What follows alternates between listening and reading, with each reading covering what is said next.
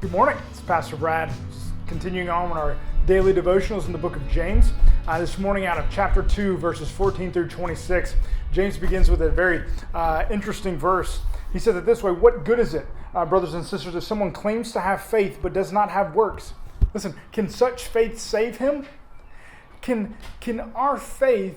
our faith enough unless it's working?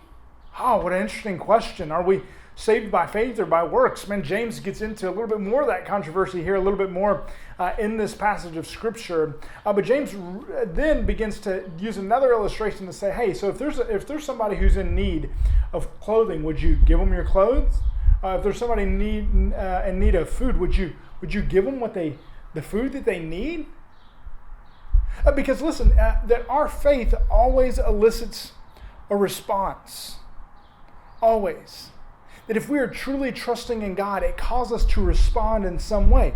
Notice a few of these ways. That, look, if I believe that God is my provider, then it allows me to be more generous. If I believe that God answers prayers, it allows me to pray, maybe even pray with a boldness. That if I believe that the gospel is true, that I'm going to share it. That if I believe that God is in control, then I don't have to worry or have fear about the future.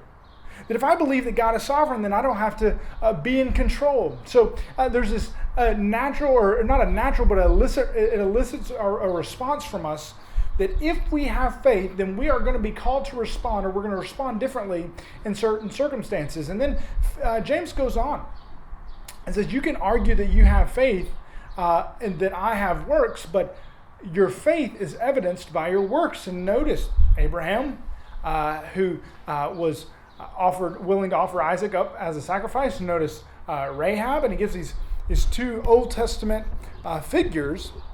But then he ties these two faith and works together. They're two sides of the same coin that one can't be separated from the other. And so when James makes this comment down in verse 26, in verse 24, notice what he says, that you see that a person is justified by works and not by faith alone. Well, isn't that what we believe? That we believe in faith alone? Grace alone? Yeah, absolutely. For it is by grace that you've been saved through faith. But James is causing us to ask a harder question. Is that if you truly have faith, what does that faith look like? If we can't point to anything that our faith is doing, then do we truly have faith? James is saying that faith is always at work, that it always elicits a response. It has another side to the coin. Yes, we're justified by grace. Yes, we're justified by faith.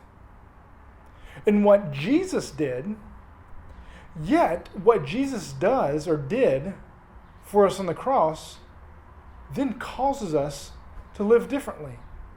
That our lives are completely transformed. That we were once dead and we've now been made alive.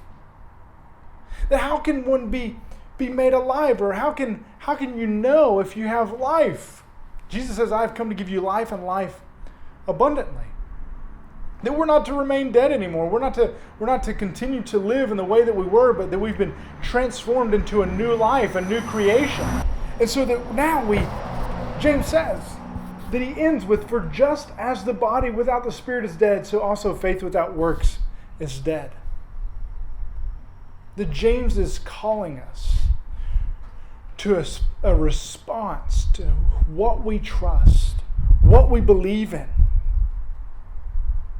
what we put our faith in. And if we truly put our faith in God, one who's a living God, one who's alive and one who's active and working, then we too are going to be alive and active and working, speaking the truth into others' lives, giving them the coat off our back, or feeding them with what they need to continue on with James's illustrations.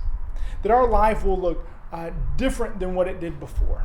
That our lives will be a testimony to who God is and His faithfulness because of our faith in Him.